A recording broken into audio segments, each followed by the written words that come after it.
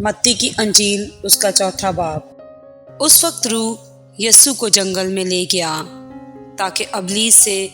آزمایا جائے، اور 40 دن اور 40 رات فاقہ کر کے آخر کو اسے بھوک لگی، اور آزمانے والے نے پاس آ کر اس سے کہا، اگر تو خدا کا بیٹا ہے تو فرما کہ یہ پتھر روٹیاں بن جائیں۔ اس نے جواب میں کہا، لکھا ہے کہ آدمی صرف روٹی ہی سے جیتا نہ رہے گا، بلکہ ہر بات سے جو خدا کے منہ سے نکلتی ہے۔ تب ابلیس اسے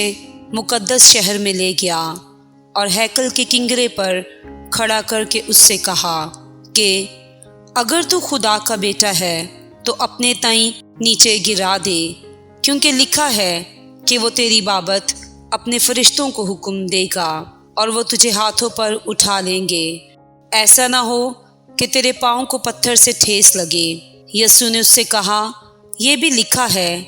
کہ تو خداوند اپنے خدا کی آزمائش نہ کر۔ پھر ابلیس اسے ایک بہت اونچے پہاڑ پر لے گیا اور دنیا کی سب سلطنتیں اور ان کی شان و شوکت اسے دکھائیں، اور اس سے کہا، اگر تو جھک کر مجھے سجدہ کرے تو یہ سب کچھ تجھے دے دوں گا۔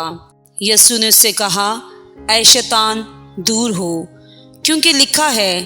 کہ تو خداوند اپنے خدا کو سجدہ کر اور صرف اسی کی عبادت کر۔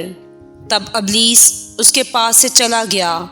اور دیکھو فرشتے آ کر اس کی خدمت کرنے لگے۔ جب اس نے سنا کہ یوحنا پکڑوا دیا گیا تو گلیل کو روانہ ہوا اور ناصرت کو چھوڑ کر قفرنہوم میں جا بسا، جو جھیل کے کنارے زبلون اور نفتالی کی سرحد پر ہے، تاکہ جو یسایہ نبی کی معرفت کہا گیا تھا وہ پورا ہو کہ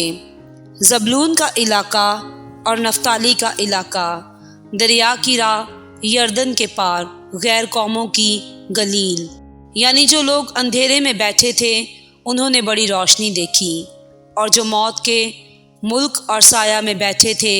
ان پر روشنی چمکی۔ اس وقت سے یسوع نے منادی کرنا اور یہ کہنا شروع کیا کہ توبہ کرو، کیونکہ آسمان کی بادشاہی نزدیک آ گئی ہے۔ اور اس نے گلیل کی جھیل کے کنارے پھرتے ہوئے 2 بھائیوں یعنی شمعون کو جو پطرس کہلاتا ہے اور اس کے بھائی اندریاس کو جھیل میں جال ڈالتے دیکھا، کیونکہ وہ ماہی گیر تھے، اور ان سے کہا، میرے پیچھے چلے آؤ تو میں تم کو آدم گیر بناؤں گا۔ وہ فوراً جال چھوڑ کر اس کے پیچھے ہو لیے، اور وہاں سے آگے بڑھ کر اس نے اور 2 بھائیوں یعنی زبدی کے بیٹے یعقوب اور اس کے بھائی یوحنا کو دیکھا کہ اپنے باپ زبدی کے ساتھ کشتی پر اپنے جالوں کی مرمت کر رہے ہیں، اور ان کو بلایا۔ وہ فوراً کشتی اور اپنے باپ کو چھوڑ کر اس کے پیچھے ہو لیے۔ اور یسوع تمام گلیل میں پھرتا اور ان کی عبادت خانوں میں تعلیم دیتا اور بادشاہی کی خوشخبری کی منادی کرتا، اور لوگوں کی ہر طرح کی بیماری اور ہر طرح کی کمزوری کو دور کرتا رہا، اور اس کی شہرت تمام سوریا میں پھیل گئی، اور لوگ سب بیماروں کو جو طرح طرح کی بیماریوں اور تکلیفوں میں گرفتار تھے، اور ان کو جن میں بدروحیں تھیں اور مرگی والوں اور مفلوجوں کو اس کے پاس لائے، اور اس نے ان کو اچھا کیا۔ اور گلیل اور دیکاپولس اور یروشلم اور یہودیہ اور یردن کے پار سے بڑی بھیڑ اس کے پیچھے ہو لی۔ پاک کلام کے پڑھے اور سنے جانے پر خداوند کی برکت ہو۔